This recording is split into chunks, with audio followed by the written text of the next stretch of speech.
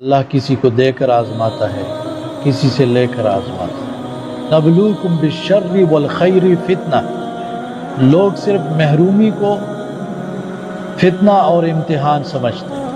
کوئی غریب ہو جائے، کوئی بیمار ہو جائے، کوئی پردیسی ہو جائے، کوئی بے اولاد ہو جائے تو اسی کو وہ امتحان سمجھتے ہیں۔ حالانکہ ہمیں اس بات کو سمجھنا ہے کہ دنیا کے اندر ہمارا ایک بھی لمحہ امتحان سے خالی نہیں ہے، چاہے ہمارے پاس لاکھوں کروڑوں پیسے ہوں، چاہے ہمارے پاس بہت اچھی صحت ہو، ہماری اولاد ہو، طاقت ہو، ہم بہت ہی اچھی حالت میں ہو تو بھی امتحان، کچھ نہیں ہو تو بھی امتحان۔